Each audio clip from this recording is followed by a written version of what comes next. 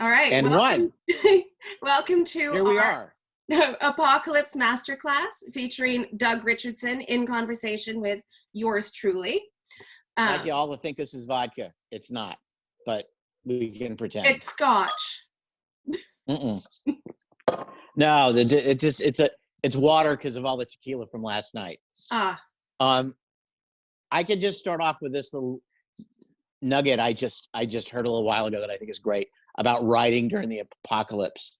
If you want to know what your alcoholic name is during the COVID apocalypse, it's your first name with your last name. That's your alcoholic name. And it's really easy to do. And I think that's really everything everyone needs to hear, Doug. Great job. I just wanted to start off with a bang. I just did too much of that last night during the apocalypse. All right, so I've been hearing, I tried to crowdsource some questions for us today. And basically what I've been hearing for the last, month or so is how can we get focused and on a writing schedule? Because it's hard to concentrate. We get distracted either by the fact that we're working from home for the first time and we have animals or family that are interrupting us, or we just are too worried that we're going to die momentarily to actually sit down and focus on being creative. So how are you doing in this time? Well, first of all, my life hasn't changed hardly at all because I write from home. And I have trained my animals, including my children, who are now grown, but they still get it. And they like it when you call them animals, yes? Oh, they are kind of like animals. So am I. So I've, trained myself over the years of having worked from home, how to write with all kinds of distractions. You've got to learn how to write with distractions.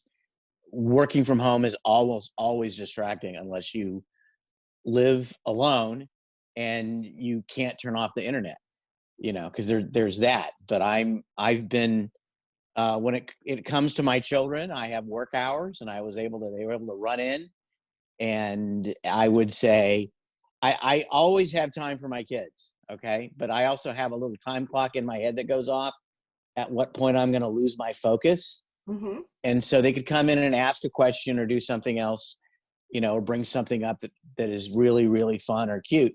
But then at some point I would say, okay, this is where you lose me because I'm working now and you had your minute, and we'll see you again in a little while.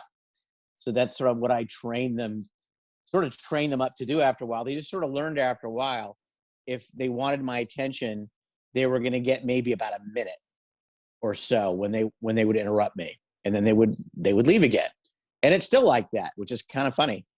My son comes in just a little while ago. He woke up because he had a late night because he's, a gamer and such. And he came in and he starts yammering, and how's your day and how was your night and what's going on?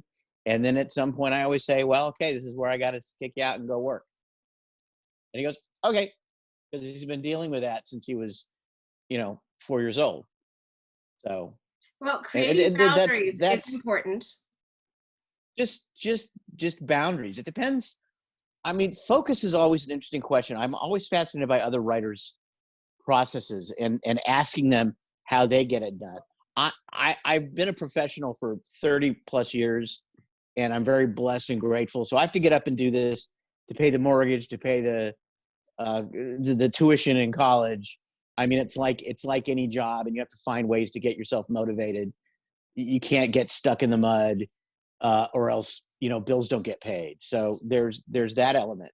But I'm always impressed with those people who have other jobs, and I know there's a lot of people who are maybe used to working at the office and they got their writing time at home right now.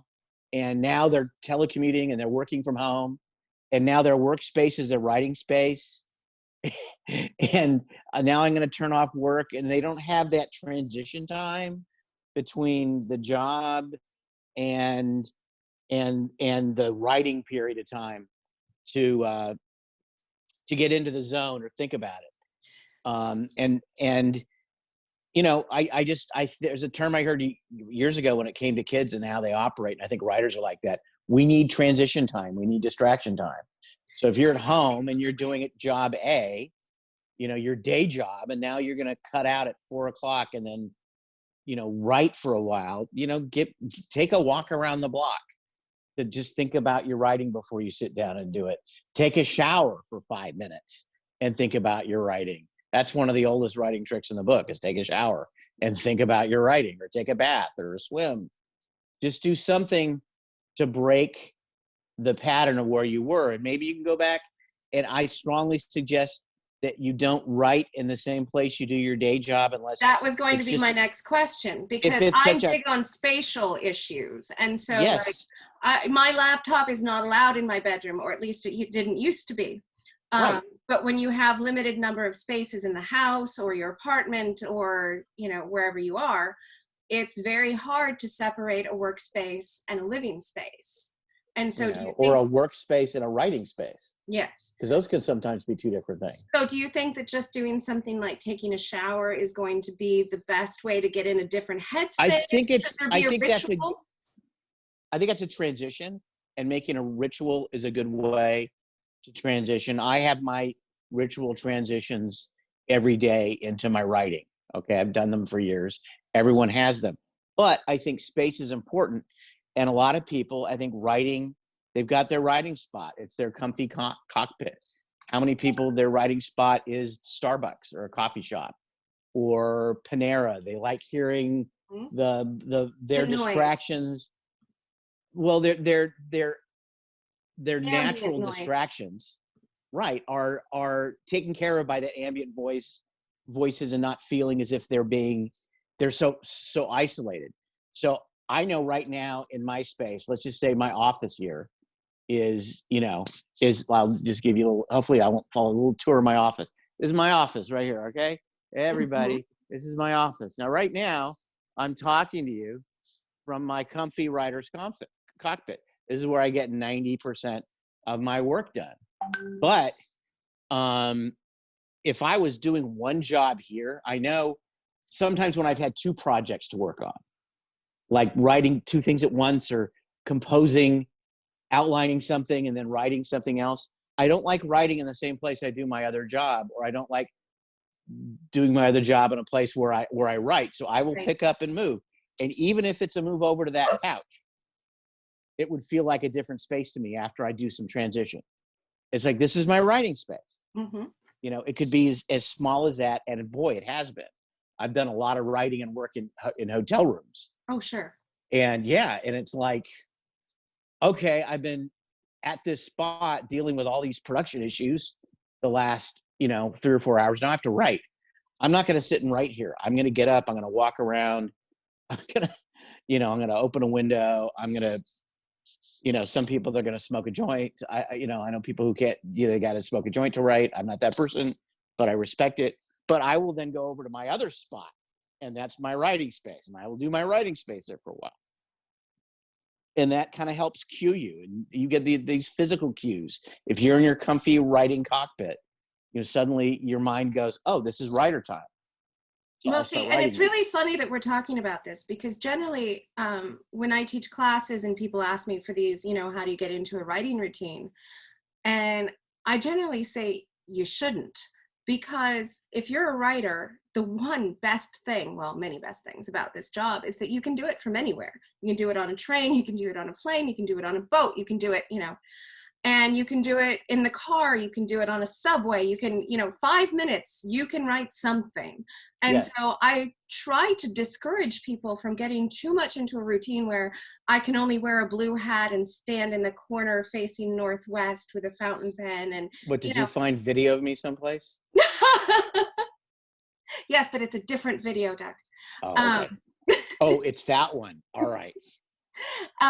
So I generally discourage it, but I have been, I'm happy to be wrong, because if you're wrong, you learn. But I feel like I've never been more wrong about something than I am right now, and telling people like, okay, so if I'm at my desk right now, I can walk up, turn in 3 circles, and go over to the sofa, and suddenly that's my writing space, 3 feet away.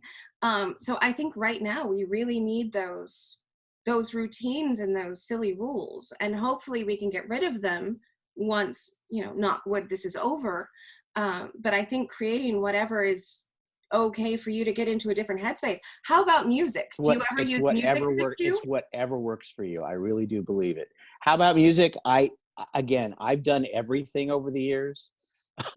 I've had different motivations, different changes in atmosphere because I want to change an atmosphere, because I'm trying to get myself into a different headspace.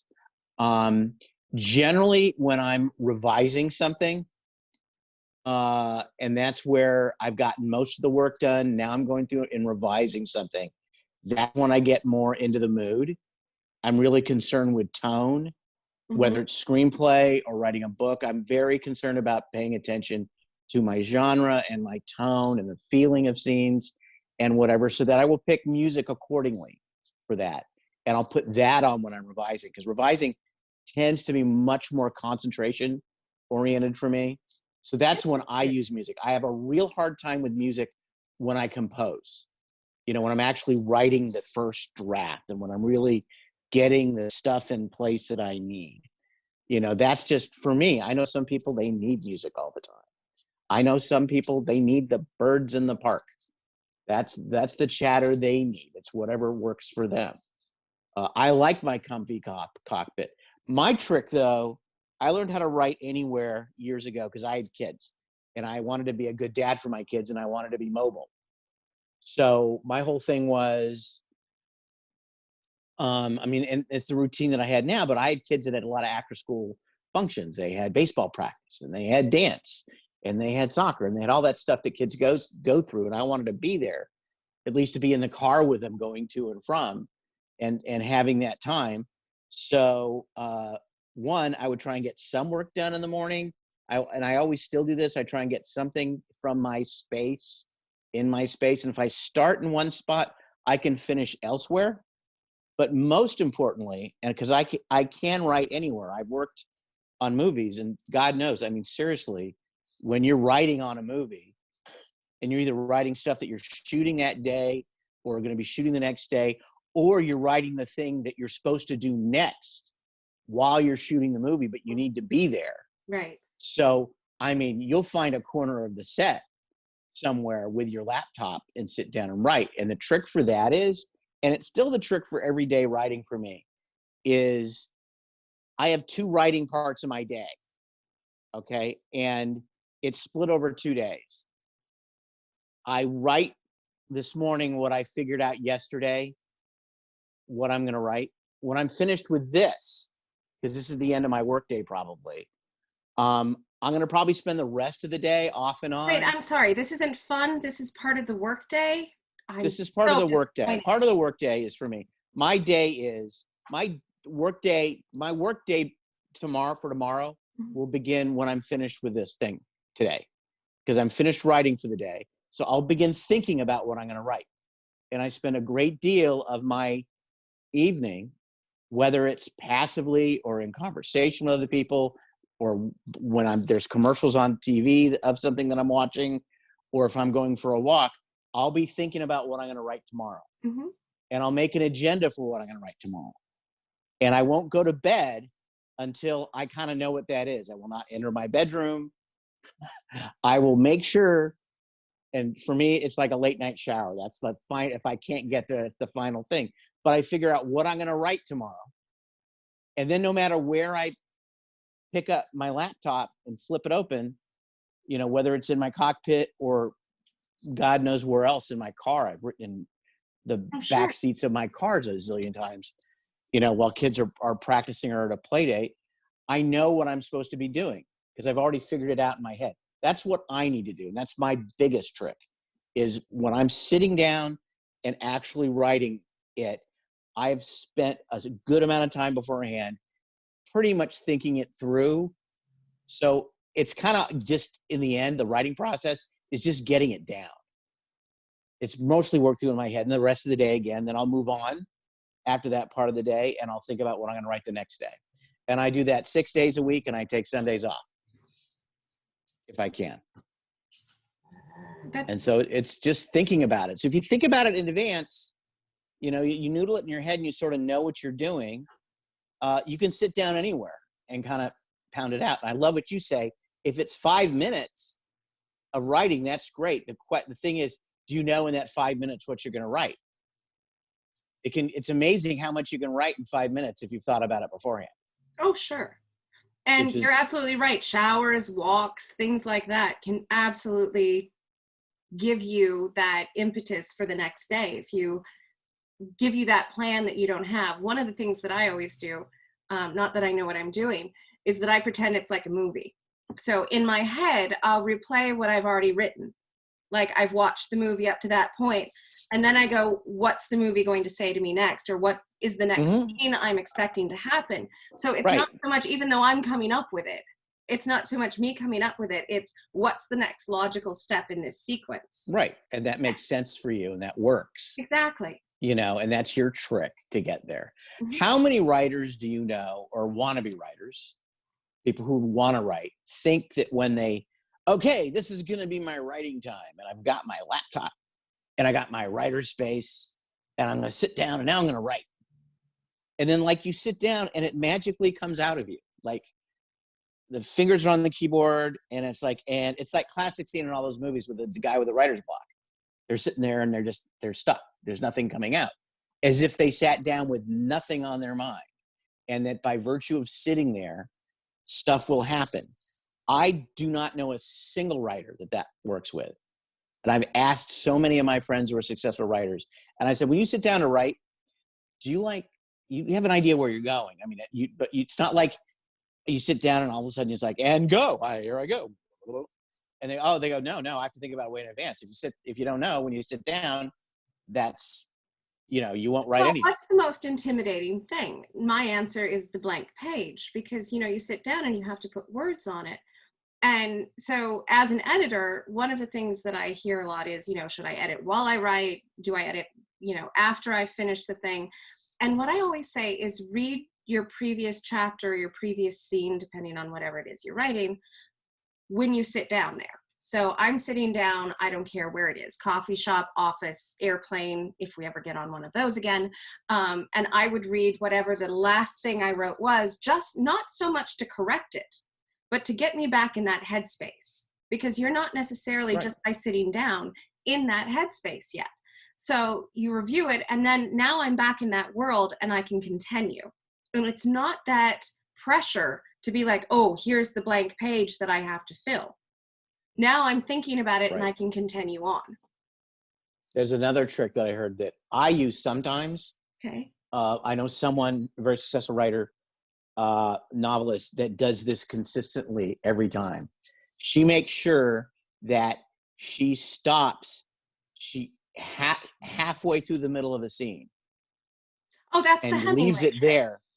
What's that? That's the Hemingway trick, basically. I didn't know that was a Hemingway Stop trick. mid-sentence. Okay, stop mid-sentence. And that way you know the next day where you're going to be. You have like a run-up and stuff like that. I'm not quite like that. No. Though I did have a thought just now, what you said about the blank page. I mean, my gosh, the cliche of the blank page. I think the blank page is a sign of a blank mind. I mean, if the only reason why the page is blank is that nothing's organized in your mind. You have no organized thoughts. I will not sit down to write unless I have organized thoughts beforehand. I can't, it's horrible, the stuff that comes out of me. I have to know specifically where I am and what I'm working on, and I will do those walks and those distractions and, all those other things. So when I sit down, I'm not stuck with a blank head. I know something's got to get done, and I figured it out, and that's just the rest of it is putting it down. This is why we're friends, but also it's one of the other things that one of my favorite tricks for getting back into the writing space, especially like right now when we have so many stressors and so many other things that we're not used to dealing with that we're dealing with. I always say write something else, because the thing is, to me, the people who ask, how do you get your ideas or what's your next idea, they concern me, not to offend any of them. But it's like, if you're going to be a writer, like, you have ideas. You see a leaf in the road and you're like, I know a backstory for this and how I murdered somebody with that leaf. So to me, I go, okay, so write the other idea for a little bit. Because sometimes you just have to get out of the headspace of whatever the main project is that you're writing. True. You might think you've written yourself into the corner. Okay, so you've got I'm sorry, Siri. have I Siri activated Siri Siri? was, for some reason, Siri, shut up. Siri was oh, see, I said her name. I It's said all my that fault. person's name. She decided she wanted to be part of this conversation. She had something she wanted to add. You know, everybody to their own. We're welcome to have her on screen as well if you'd like that. Um, but I always think sometimes you just get too overly involved with the importance of your work in progress. You know, it is the thing you're working on, whether it's a screenplay or a manuscript, and it's the most important thing. It's the thing you're going to sell. It's the thing you're going to show people. It's the thing. And so every word has such weight to it that sometimes you just have to get away from there and write, I don't know, time yourself, 10 minutes, flash fiction, pick an object in the room, write a story about it, just to show yourself that you can write still without that level of importance attached to Yeah, it. well, if you get wrapped up in importance of your work, then I think that's a form of writer's block in itself that can be really detrimental.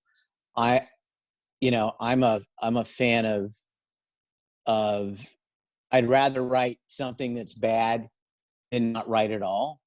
I'd rather work on a bad idea than not write at all. If writers, you can't be a one-trick pony. There's No, not an editor on the planet. There's not a studio executive on the planet or an agent on the planet that wants that writer that's struggling for ideas. You need to have so many ideas that you don't know which one to work on. exactly. And you don't know which one is the one I should do now and do next. You need to commit to it. You need to finish it, or maybe take a break from it. And you need to always make sure you go back and finish building those brick walls, which are whatever your scripts are, or your stories are. But it's just like what you said about the leaf, even though I would not think of killing anyone with a leaf. But I probably will now. The point is there's a story in everything. And if your mind isn't there trying to come up with a story for everything, you probably aren't ready to write yet. You probably haven't imagined enough stories yet. I don't know many writers who struggle with some sort of paucity of stories.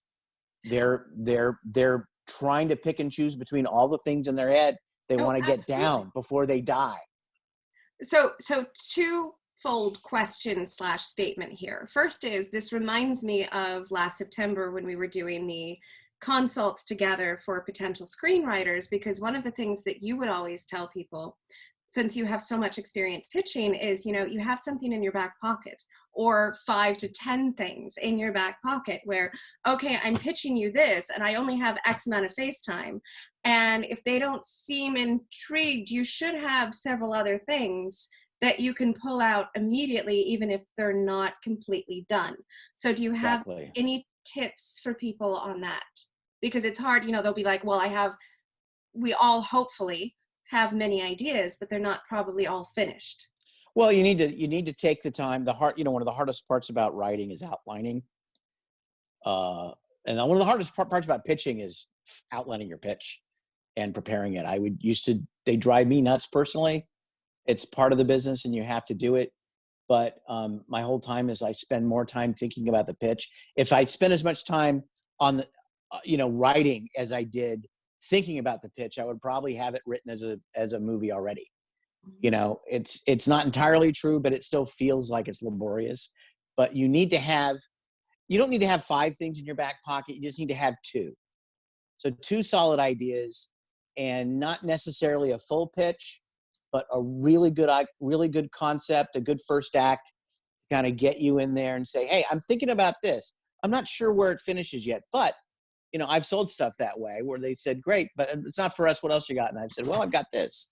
And it's not really completely formed yet, and they feel like they're part of the process. And suddenly I walk out of the room and, I call my agent and say, business affairs is going to call you and we're going to make a deal on this thing. So you need to have those things, but still that's part of not being a one-trick pony. You need to have more than one idea, you know? So going to that, so this is part 2 of this. Right. I have on my phone, and this is just a me and how I do it, but I have a notebook on my phone, an app, and I have what's called the idea file. And if I come across that leaf that I feel inspires murder, I'm going to open that app and write down there was this leaf that I can kill somebody with. Not that that's going to happen. Hint, hint. This is my alibi right here, right now. But I have, I don't know, 10 pages in this file. And so not that I ever have a dearth of ideas, but if there's something where I'm stuck, I'll often go and I'll look through that just to see if there was an idea that could fit or an idea that I'd rather work on right now. Do you have a similar thing, and how do you Yes. organize it? It's just right now, it's just on my phone. It's an app. It's in my notes app, and I have different files in my notes app. And one is movie ideas, one is movie titles, one is book titles, and one is, you know, Band names. the zucchini band names, the zucchini casserole that I'm going to make tomorrow night. Whatever it is, it's in there, and I've got, you know, and ideas. And when I'm stuck for ideas, and this is kind of interesting about this speaks to writing in this environment right now, because I'm going through this right now personally, Mm-hmm. and I've gone through other issues in my life where I don't have all the focus in the world. There's a lot happening outside my comfy cockpit, you know, of writing that is too distracting and too hard to deal with. And it makes it hard to think through certain things. And so I not only have these ideas written down, some of them are more formed than others, and some of them require less thought than others. You know, as in, I actually put something down. I actually finished something about 3 weeks ago. And, you know, I've got nowhere to go except for walk my dog around the block. I don't like sitting around. I want to go write something else. So I finished this thing. It was actually 4 weeks ago. And I said, oh, it'd be a good time to work on this next. And I started it on this thing, something I've had, you know, in my back pocket for a number of years. And this would be a good time to work this out. Let's just jump into that. And I jumped into it, and then realized the last time I jumped into it, why I didn't stay in it, because I had a lot more to figure out, Mm-hmm. you know? And so I said, because I'm a little distracted right now by a lot of things, including, you know, Mr. Badass Virus out there. So, so I instantly said, okay, now I feel like I'm writing with, you know, in a half Nelson, you know, headlock sometimes, and I'm not fully there. Let's work on this piece, because this piece is fully formed, and it's in my little book of notes that I've had, but this story is fully formed. I fully formed this story a while ago, you know, and this goes, I don't have to think as much about this. I don't have to solve any big moving parts with this. I can just go. So I struggled for a week and then said, put that away. And I jumped into this thing that I'm now 2/3 the way through the first draft of, because I realized that my headspace wasn't something that was going to work with that other thing. I was going to work. I need something that I can work while being distracted on. Essentially, that's more outlined and more fully formed. And I actually have this thing in my head that if this thing goes, I now think this thing's going to go on forever. I'm never going to leave my house. Yeah. You know, No, and I'll we're just not be done. stuck It's here. okay. We're not You know, never leaving writing. again. Right. But I've Who already knew figured that out. our profession was sustainable in an apocalypse? Who knew? Yeah, there's never an excuse not to write, even when you're sick, which is this part about writing that sucks. You know, when you're sick, you can't take a day off. It's like, I think I'm good enough to write Well, for a do you couple ever, hours. so kind of piggybacking on that, do you ever, because you write screenplays, obviously, we can see your office, but also your books. Do you ever switch forms just to switch up your headspace? Like, Yes.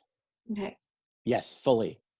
And writing both forms, it seems to have informed the other over time. It's like when I finish one and I go into the other, it's like the other seems so much easier.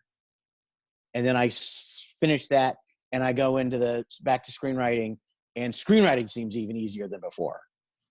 So there is something going on muscle wise in my head where one is helping the other out or resting the other thing, so and that's great. I used to write a blog every week, which I stopped after writing 250 of them. They're on my website and you can read them for free.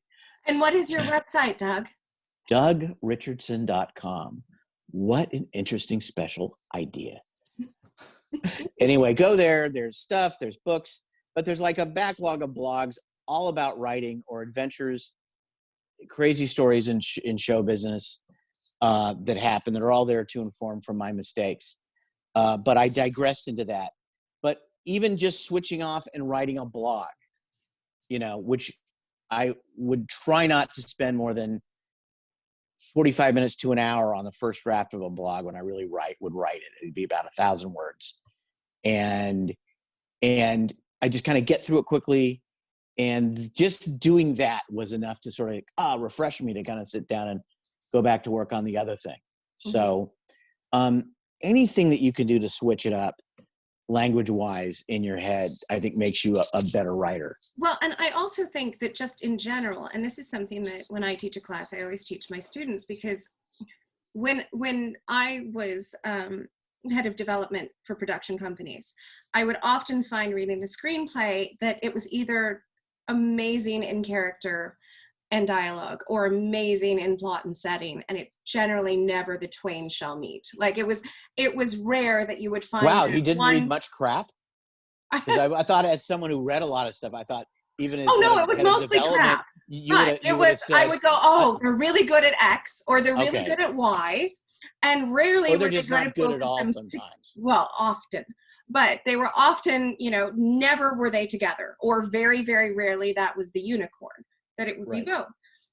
And so I always said, if I have an editing client who is really amazing at setting and place and plot, but the dialogue is really crappy, I say buy a screenwriting book, because that's 90% dialogue based. So if you can't do that, you can't write a screenplay. If they're great at dialogue, but they can't do setting, think about learning to write poetry, because you have to have a description of something in a very short number of words in order to evoke an image or a feeling. Or just be really good on Twitter. Yeah, fine. So I really think that all of these disciplines inform each other really well. And especially now during the apocalypse, when I'm not saying we have extra time, because somehow we seem to have less time. But this is a great time to try to write a screenplay, try to write a poem, try to use a different form that you haven't used before in order to inform the rest of your writing. For sure. I'm, there's no argument there. And I don't think I have anything to add to that. No, I think you just said it. They just write something. I mean, writing different. I was talking about, how I would switch gears from one thing to the and next. They both inform each other, right? And they get better from one to the other. But I can't. It's very hard for me to do. I could write a blog the same day I worked on a book or I worked on a script, but generally I'm working on one thing at a time that I'm writing in front of me, and they inform each other. I have a friend who's obviously way more talented than me. He's a great writer. His name's Mark Frost. He did Twin Peaks. And he written his novels and written his movies. And there was one period of time where he had a book due, a screenplay due, and a television pilot due. And I said, so which one do you choose? He says, I choose all of them. Mm-hmm. And I said, why do you choose all of them? He says, well, it's just they all work with each other. He says, so the morning when I really need my headspace, and it's morning from before lunch, I work on the book. And then after lunch, I work until dinner on the screenplay, because that requires a little more attention than the TV pilot and a little more visual than television, which was more, it was a network show, so it was dialogue heavy show. And then he says, and I'll have dinner, and then I work on the pilot. And he says, and it sort of makes just working on all of them sort of makes them all work together much better. One seems easier than the other afterward. to me, you know, I'm a man. I believe in that great Clint Eastwood line from what is the second Dirty Harry film? We'll just say the second Dirty Harry film. Someone's going to bring it up, and I'm going to get twittered about it because I can't recall right now. But you know, the line is, you know, a man's just got to know his limitations, and my limitations are I can't do what Mark does, you know. But Mark is the same guy who, speaking of Twitter, was really early on to Twitter, and he looked at Twitter as the most amazing writing exercise. He says, you have to get out your idea, your thought, your beginning, middle, and end in 140 characters. Mm-hmm. What a great writing exercise. I totally agree with that. And I was like, wow, you're just, you know. Well, that's why I and I'm advocate writing impressed. flash fiction, because I can't tell you, you know, I don't know if you heard What's this flash story. fiction? Okay. So this is I'm about, old. oh, no, it's not even that. 10 years ago, a woman who was in Sisters in Crime with me said, you have to come to this event at the library. It's 7 a.m. I said, are you insane? Are you going to murder me? Like, nobody does this. She said, trust me, come. So I go. And of course, nobody's on the street. Nobody's in the library. And I go in this conference room, and this woman takes this bag and just drops it on the table, and it's very heavy. And she takes out like rocks, and she takes out some newspaper clippings about murder, and she takes out like a bottle of red nail polish. And I'm like, now I'm sure I'm going to die. Like, there's no way I'm getting out of here alive. I don't know what's going to happen. And then she took out a timer, set the timer for 10 minutes, and said, pick an object and write about that object, and then we're sharing the stories. And we did this about, I'm going to say, probably 3 times, because for time to read, per session. 80% of those stories I've had published, because it's amazing when you put a timer on, because you think, oh, I've got to think about this. Oh, I don't know how it's going to happen. Oh, I don't know. And if they say, okay, just sit there and write and go, it's amazing. The magic of the deadline. Exactly. It's an amazing motivator. And the number of people that have either expanded those flash fiction stories, or we can even take it larger and go, they wrote a short story that's then become a novel or a series. Because what you're doing is you're trying out those characters, you're trying out a theme. And then it can grow really easily and really fast. So these little snippets of writing can end up being a screenplay or a manuscript. Something great. Yeah. So you could do that for yourself, or do that in a writing sprint. Yeah, exactly. Like if you're, you know, again, I hate to use the airport analogy because we can't do that anymore, but I would often do it at the airport or on the subway. Just one day it'll happen. You'll be on a plane again and you'll feel safe. No, thank you. I'm okay. But been on enough of those. But still, you know, you look around you, you find something and you go, okay, this is weird. I mean, how often have you overheard a piece of a conversation at a bar or at dinner, and you go, oh, I wonder how they got there. And you just take that one line of dialogue. And it goes in my little note thing. Exactly. So I just flat out tell people I'm stealing from them at that moment. It'll come out of their mouth when I say, by the way, that's mine now. Yeah. Because I know you said it, but I'm writing it down right here, and I'll use this later. Exactly. You know, and they'll laugh and they'll say, ha, ha, ha. And my friends will say, oh no, he's going to use it. He's really going to take that. Yeah. You know, and you just write them down, and it can turn into, it's amazing what that little, I mean, because that's where story ideas come from. We discussed that we were going to talk about where story ideas come from, which is, you know, they come from anywhere. You know, they're like, you know, you just have to, the more you think about story and the more you're interested in stories, the more you become a sponge. Mm-hmm. And you're constantly sponging up everything. It can be a newspaper article. It can be a phrase that comes out of someone's mouth. Exactly. That you think is cool. It could be an emotion someone describes in a circumstance that they're in, and you kind of go, ooh, that's neat. And sometimes it will, the more you work on it, the quicker you can be with it. I'm pretty quick with stories. I can come up with a story with 3 acts really, really quickly. And that's over years of doing that. But I have movies that literally and physically came to me within minutes. You know, it was someone said, I mean, I don't love this movie. A lot of people like it, but anyway, my movie Money Train. I mean, that came to me within 5 minutes. Mm-hmm. Someone said, "Have you ever heard of the Money Train?" I said, "What's that?" Well, they explained what the Money Train was, and I went, "Ding, ding, ding, ding." It was a movie, and just that one little thing can become a movie. Yet at the same time, I have snippets of things that I still have in my notebook from 20 years ago. Mm-hmm. That someday. That I still haven't turned into something. Mm-hmm. It still hasn't turned into something yet. And I still think, I go back to that and I go, that was so amazing. I still don't know the story. And I don't know why.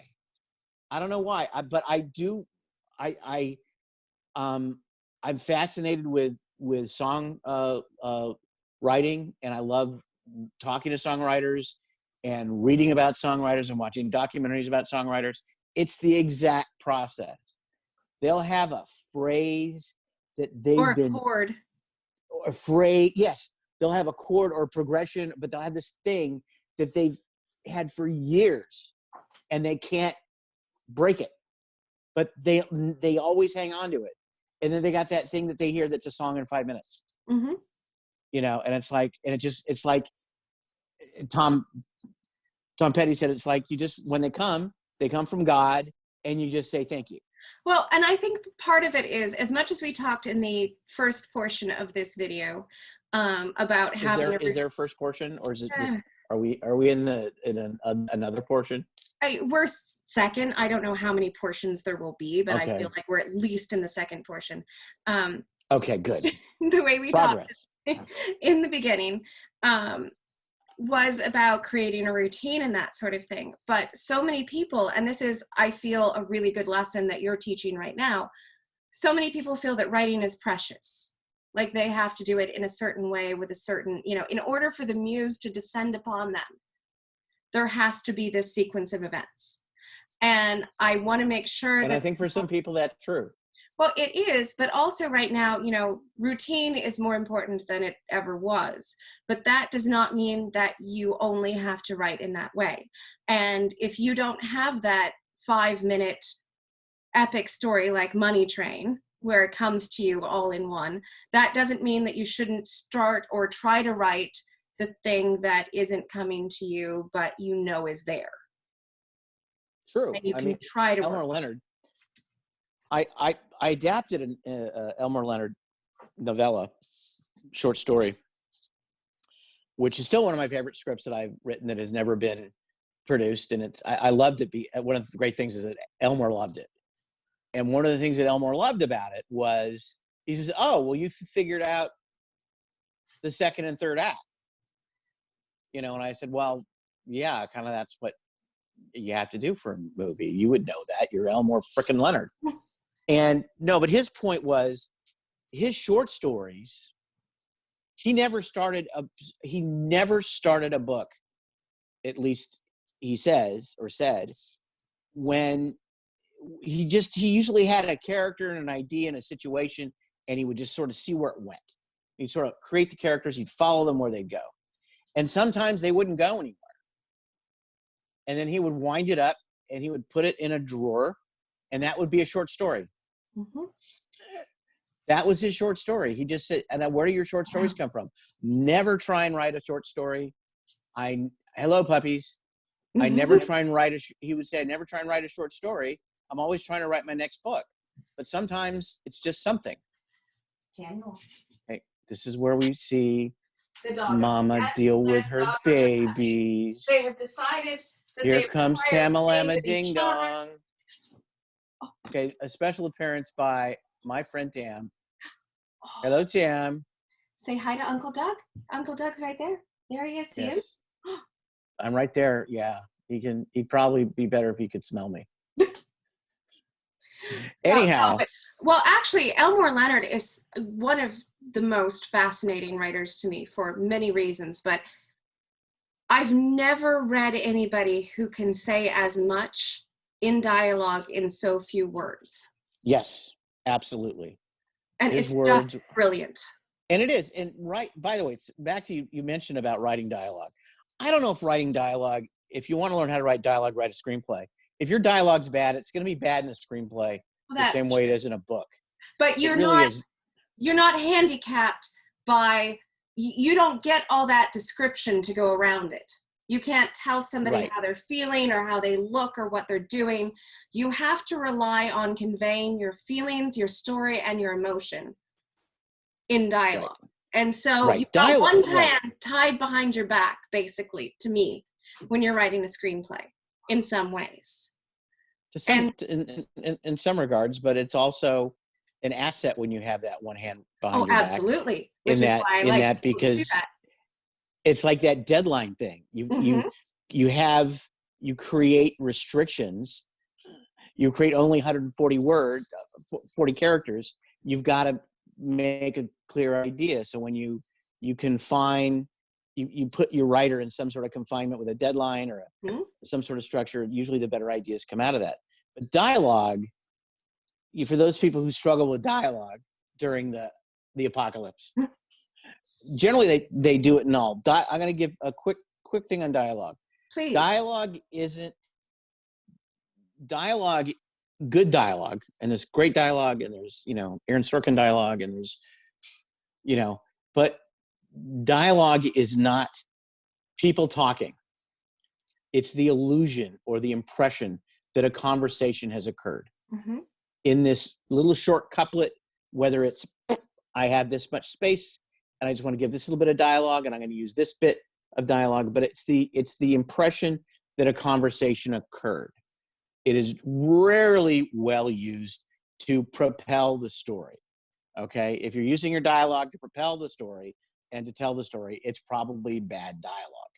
If you're using dialogue to show people relating to each other, to show people who having emotions with each other, to dialogues used to show character essentially, and how people behave and how people respond. Because that's how we use dialogue. It's their people communicating, not giving each other information necessarily, but they're in a dialogue, and that's why it's called dialogue. Well, here's the hard part. It's the illusion or the impression that it has happened. So how do you do that? And one of my favorite tricks, and a couple writers I know have used this very well, and this is a lot of the reasons why I think some people do like writing in public spaces. But if you struggle with dialogue, you need to start paying attention to other people talking than yourselves, and not people but strangers. Mm-hmm. And I had one friend who would sit in a coffee shop and he would just order up something every day, and he'd want to sit in a crowded spot, and he would listen to other people talk with a notepad in front of himself, and he would write down things that they would say. Now, if you actually wrote down an entire conversation, you look at the conversation, or if you record it and you see it, wow, I can't put that in my story. That is like pages and pages and pages, and not a lot happens. Mm-hmm. But once you start seeing the rhythms and listening to the rhythms of how people speak to each other, and you pay attention to that, then you can create the illusion or that impression. But first, you need to really listen to other people talk, and then take that next step that now I'm going to make this seem like these people are talking to each other, but with a very tight confine. Exactly. And that's good dialogue. Elmore Leonard took it to, or guys, Quentin Tarantino, other great dialogue people, take it to a whole nother level. Their dialogue, or some would say, David Mamet, their dialogue is not just how people talk, it's their voice. Mm-hmm. Their voice as a writer. They've then that was turned going to their be writing. My next statement. Because first of all, and apologies on video to Jay Stringer, because he was going to do a thing on dialogue, but I'm enjoying this too much, so we're going to keep going. Aaron Sorkin, who you mentioned, David Mamet, who you mentioned, Woody Allen would be another one. There you go. The thing is, I try not to mention him though. No, I know, me too. Unlike Elmore Leonard, who to me is number one as far as dialogue goes, on page or on screen, all of those other people that we mentioned have a cadence that is unique to them, and they really do not differentiate between characters. All of those characters in their dialogue sound like Aaron Yes. Sorkin, sound like Woody Allen, sound like, Sound and like David Mamet. exactly. And so I actually always say the same thing that you do, you know, go to a public place, not now, and if you do, stay 6 feet away. But listen, overhear other people. And the thing is that no two people have the same cadence to how they sound. And that's something that you can do both in dialogue on screen, but also on the page with punctuation. Punctuation is, in my opinion, underrated, but people speak in a certain way, and that's exactly what punctuation is for. Especially in dialogue, you can feel where the pauses are, where the emphasis is, where everything else is. And it's kind of like scoring a movie if you have these rhythms that go, and that's what dialogue is, especially for the people that we just talked about. Not so much Elmore Leonard, because he's succinct and he's out. But Mamet, Mm-hmm. Allen, you know, Sorkin, they have this rhythm and cadence that is uniquely theirs, and all of the characters have it. And it's fun and it's entertaining, and they do that, and that's great. Mm-hmm. And I appreciate it and enjoy it for what it is. It's not necessarily great dialogue. Exactly. If you're writing for characters, Mm-hmm. you know, if you're those guys, then they're kind of, it's part of their whole, you know, their visual and syllabic, you know, canvas that is their whole thing all the time. They're thinking in those little couplets and those little rhymes. It's almost like rap. There's a real Mm-hmm. distinct Very voice, much so. and they're doing that. Writing actual dialogue is about listening to other people, but then learning how people speak, and then finding a way to take that, how those people speak, and have them relate to each other in a way that appears that dialogue actually occurred. Mm-hmm. And it is a great illusion. Actors understand it. Great actors understand it. Another great trick for dialogue for me is, if I'm looking for a character's voice for dialogue, we have as fans of movies and television, a lexicon of memories of actors that we like, Mm-hmm. of performances that we what like. you're going to say is you cast people. I will, if I'm struggling sometimes, I will cast Mm-hmm. people. If I'm trying to get the rhythm, I'm trying to get a feeling for who this guy is, and I'll look at a bunch of things. Sometimes I'll just go on YouTube and look at interviews. Sometimes I'll, you know, that's something, but there's a thing. I love actors. Actors are one of the great joys of being a screenwriter, is when an actor takes your work and actually, you know, makes it better, which happens sometimes. And they're very crazy, insane. They're not real. I call actors magical creatures. They're not human beings. They do these.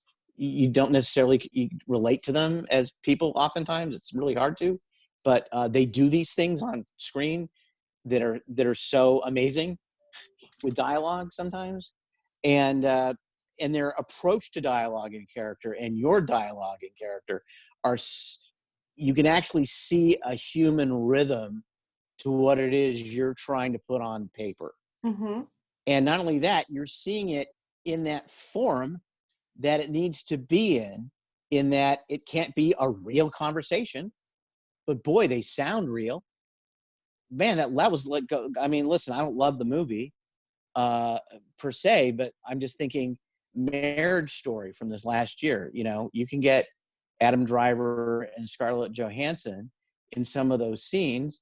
Those scenes play like people talking to each other. Mm-hmm. But if you really look at the scene, that is very specific. The writer decided this is going to go here, and this is going to go there, and she's going to say that, and he's going to respond that way, and it's going to be like this. But the actors give you this great picture on top of it of how it feels, and how the rhythm of it, and maybe something you're trying to get to, you know, as a writer. So I am totally unafraid of taking an actor in a performance I like, that's similar to something I like, and not writing for that actor. By the way, it's not like I'm saying, you know, I love John Wayne, so write to John Wayne, because if you No, read it, it'll read like John you Wayne just wrote it. might be the voice in That your head.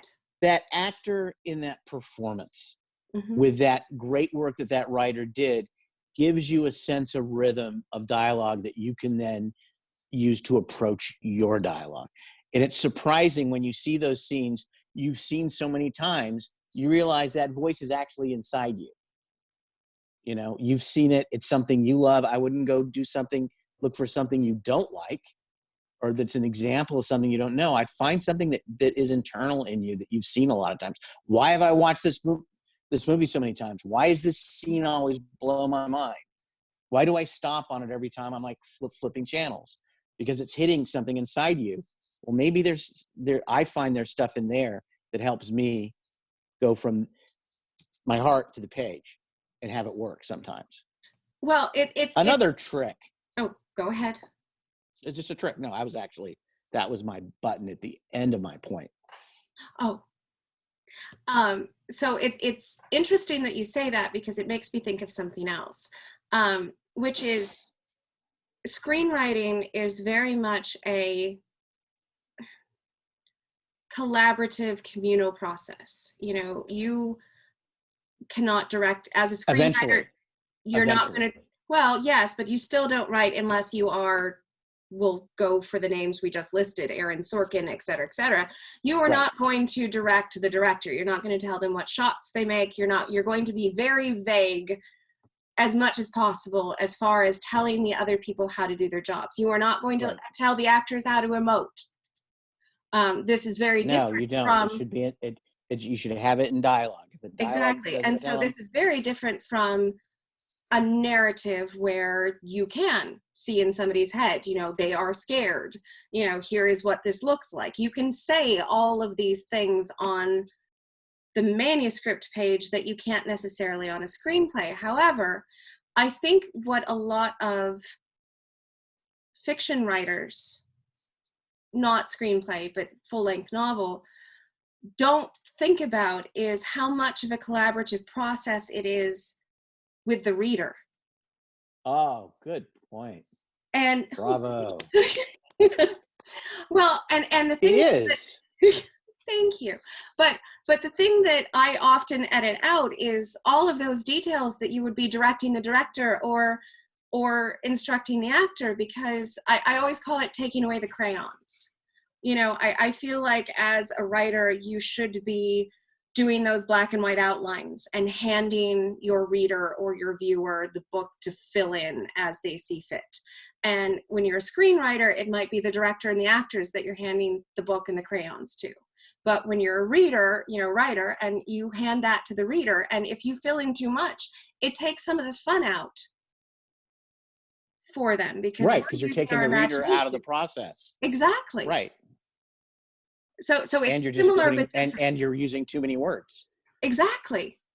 So I look at writing as I don't want to, this is not supposed to sound highfalutin. Oh, you know, too late. You said writing wise. No, it's not. It's well, highfalutin. See, that's just the fact that I would use that term shows that I'm not highfalutin. Okay. You're fine. It's I think all writing is, at least the writing that I like and that I do, whether I'm writing movies or a book, it's all a form of impressionism. Mm-hmm. And when you look at paintings in the Impressionist period, which are to me my favorite period and a very popular period, the brilliant thing about Impressionism is that the artist is giving you an impression of what they see, mm-hmm. but they're inviting you into the process of bringing what you see to it, you know, and bringing that inner reader in. That's a very good analogy. You're bringing your life and your interpretations of what this looks like, and you're sort of filling things in, you know, and that's the beauty of that period of art. Well, I think that was really great what you just said about not involving the reader. Is you need to, and I'm very aware when I write books, that I am giving just enough. I'm trying to create an impression of something. I can use more than I can in screenplays. I can use emotion, and I can use, you know, visual brushstrokes. I can use action. I can use movement. I can use suspense.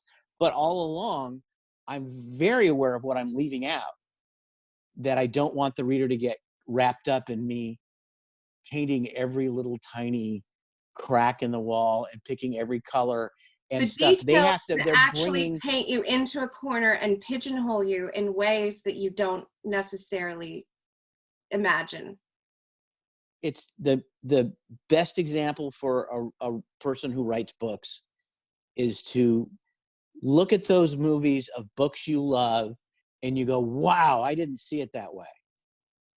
Okay, I saw it differently. Well, the reason why you saw it differently is the writer who wrote that book gave you the space to bring your own imagination to the page as a reader.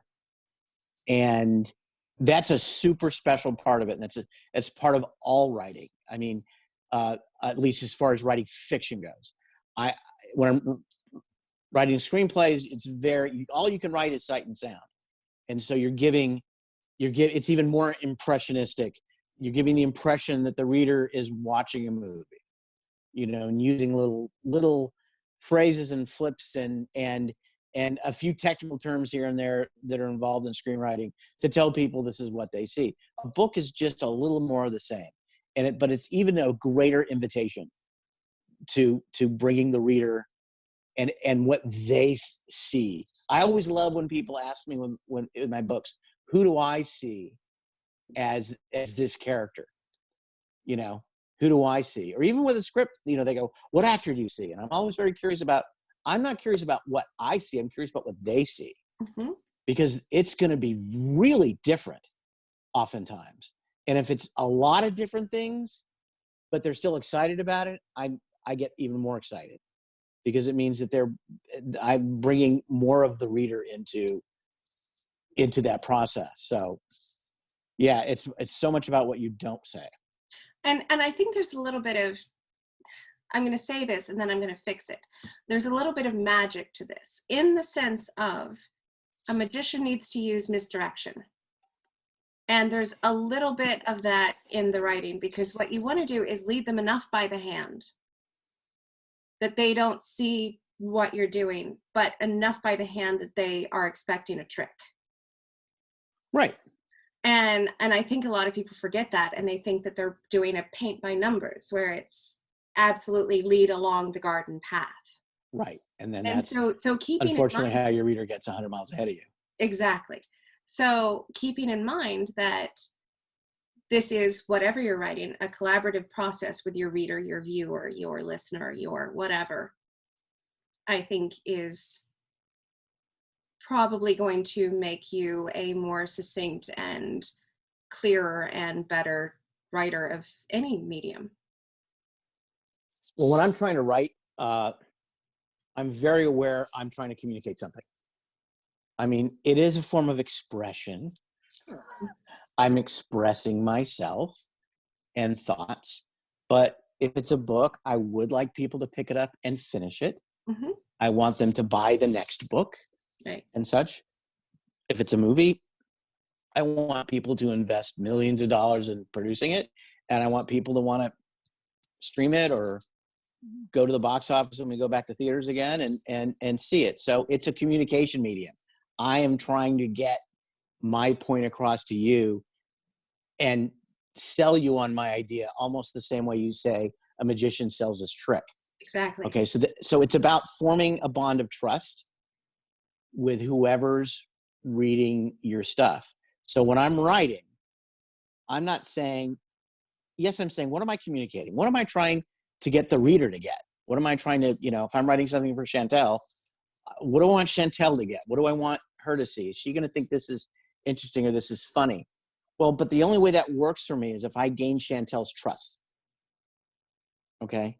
And so instead of thinking about what am I just communicating, am I building trust with my reader that they will follow me down a blind corridor where I'm not telling them where we're going, but are they intrigued enough to go down that corridor with me?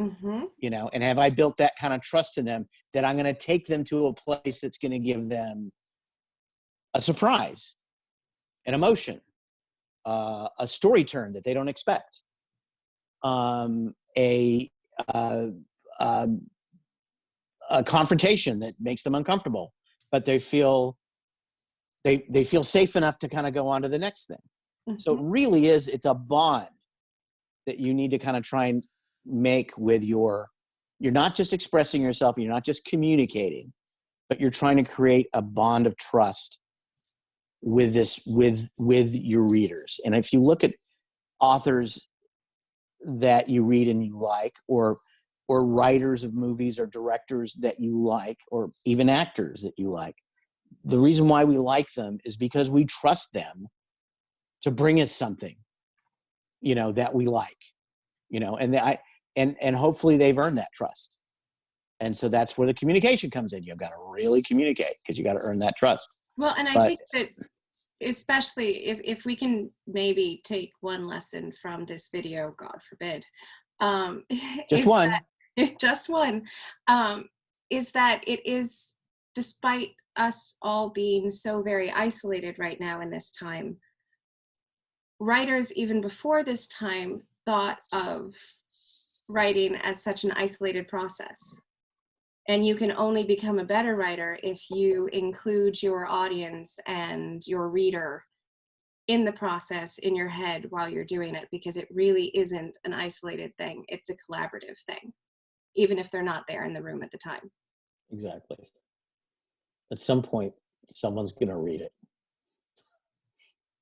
You know, Yep. there's one other point I want to make about this. I mentioned this to you before we started this, but about this time, there's a lot of people talking about writing with, again, there's just such a malaise and they're so worried about something, or they got a family member that's sick, you know, or it's just one worry on addition of all their other worries they're trying to deal with is, I always just say, embrace the suck. Okay. This sucks. You need to embrace it and make something out of it.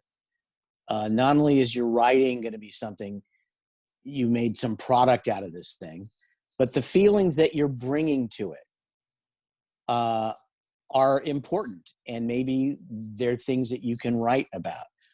I have some stuff going on in my life right now that's not easy, and and it sucks, and I'm bringing it to the page.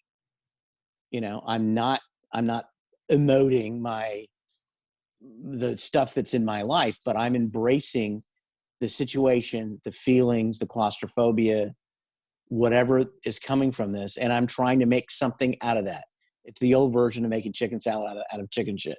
It really is. It's because that's a lot of what writing is anyway. And so just embrace it. Don't like, oh, everything sucks right now. Yeah, embrace it. Make art out of it. Make a poem out of it. Make a blog out of it. Make a movie out of it. I know more people. There's going to be. I'm not saying go write something about the frickin' Thank you for lockdown saying that. That was going to be my caveat. and coronavirus. No, please don't. Don't do that, because there's too many people doing that right now, and it's probably not good. And people, I don't think, are going to find entertainment in it for quite some time. No. But what they're going to find and they're going to relate to is they're all in the same boat too. So if you're honest with your emotions and your relationships and your conversations and what's going on with your life, and bring that reality to whatever you're writing, then that's part of that trust. People are going to go, oh, I get that. I know where she's coming from. I was there. I get that. And that's more bonding with your readers. If you embrace what you're going through right now and you share it, other people are going to get it. I think that's a wonderful point to end the recording on, Doug. I must say.